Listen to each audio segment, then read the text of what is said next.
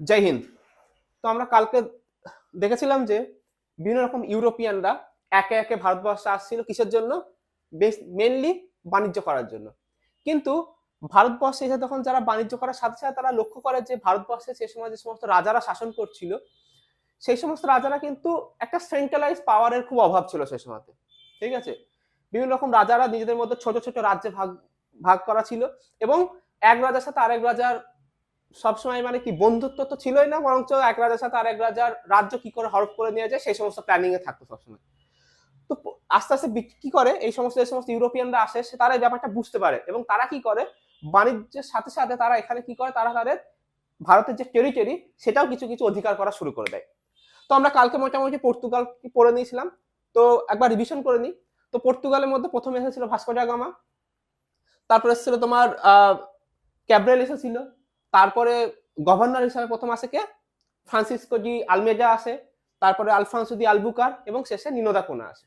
ঠিক আছে, এবং পর্তুগালরা ভারতের বিভিন্ন জায়গায় যে সমস্ত তোমার টেরিটরি যেগুলো দখল করে নেয় সেগুলোর মধ্যে প্রমুখ ছিল তোমার প্রথমে তো এসে কালিকটে তারা ফ্যাক্টরি স্থাপন করে। আচ্ছা, একটা কথা বল দিই, এখানে ফ্যাক্টরি মানে কোনো কলকারখানার কথা বলা হচ্ছে না, ফ্যাক্টরি মানে শুধুমাত্র তাদের গোডাউন টাইপের। ঠিক আছে, তারা বিভিন্ন রকমের যে সমস্ত বাণিজ্য জিনিসপত্র যে সমস্ত কেনাকাটা করতো তোমার ভারত থেকে, সেই সমস্ত জিনিসপত্রগুলোকে কি একটা জায়গায় তারা স্টোর করে রাখতো এবং সেখান থেকে পরে জাহাজে করে তারা ইউরোপে নিয়ে যেত।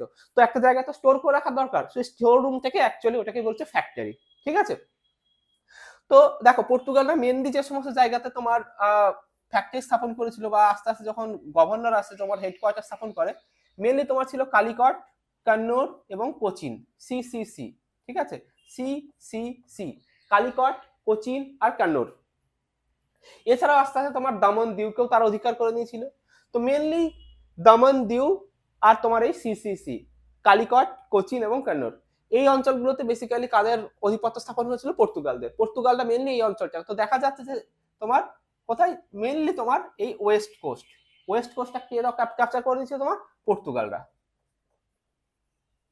এই অঞ্চলে তারা মেনলি ট্রেডিং করতো।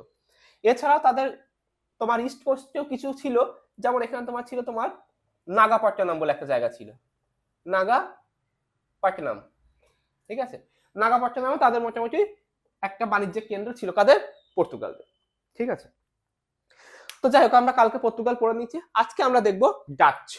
তাহলে আমাদের পর্তুগাল কমপ্লিট, আজকে আমরা ডাচ দেখবো। ওকে, তো ডাচেদের তেমন ইম্পর্টেন্ট কিছু নেই, কারণ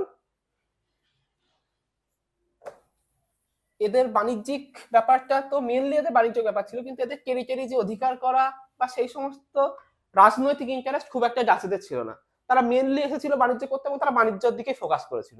ঠিক আছে, তো ডাচেরা মেনলি আসে প্রথম হচ্ছে কবে? 1602 সালে প্রথম ভারতে আসে কে? Dutch, Dutch East India company. এবং 1605 সালে প্রথম ফ্যাক্টরি স্থাপন করে। কি করে? ফ্যাক্টরি স্থাপন করে। কবে? 1605 সালে। কোথায় স্থাপন করে ফ্যাক্টরি? মাছলিপট্টনম, যেটা কিনা তোমার অন্ধ্রপ্রদেশ অবস্থিত। কোথায়? মাছলিপট্টনম। ঠিক আছে, কোথায়? মাছলিপট্টনম, মাছলিপট্টনম। দেখো পর্তুগালরা মেনলি তোমার ওয়েস্ট কোস্টে রয়েছে, তাহলে ফাঁকা রয়েছে কি? East coast. তো যখনই ডাচেরা আসলো, ডাচেরা কিন্তু ফ্যাক্টরি স্থাপন করলো কোথায়? ওয়েস্ট কোস্টে। প্রথম কোথায়? মাছলিপট্টনম, মাছলিপট্টনমে প্রথম ফ্যাক্টরি স্থাপন করলো। আচ্ছা, এদের আমরা যেমন পর্তুগালতে দেখলাম মেনলি ওরা যে ট্রেডিং করতো সেটা কি ছিল? মেনলি তোমার স্পাইসেস।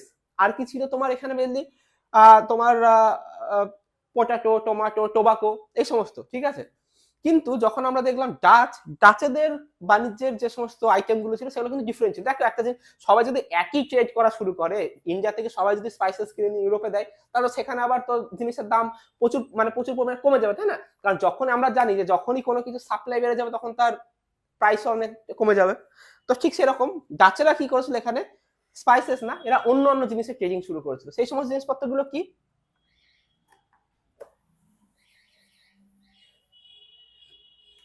এরা ইন্ডিগো চাষ করা শুরু করেছিল, ইন্ডিগো। ঠিক আছে, এরা রাইসেরও বাণিজ্য করত, সল্ট পিটার, সল্ট পিটার হচ্ছে তোমার মেনলি তোমার বারুদ তৈরি কাজে ব্যবহৃত হয়, ঠিক আছে। সিল্ক আর তোমার ওপিয়াম মানে আফিম।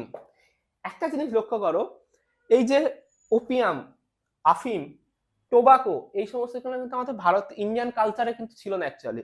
এই সমস্ত সব তোমার এই সমস্ত ওয়েস্টার্ন কালচার থেকে এখানে কিন্তু ইনহেরিট হয়েছে। এই সমস্ত যত কিনো নেশালি পদার্থ দেখতে পাবে বেশিরভাগটাই তোমার ওয়েস্টার্ন কান্ট্রি থেকে এসেছে।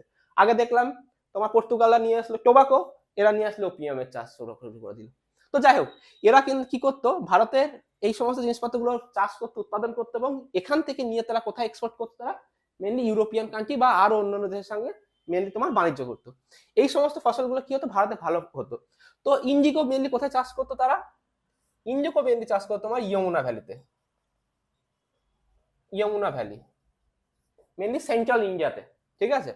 রাইস মেনলি তোমার গঙ্গা ভ্যালিতে।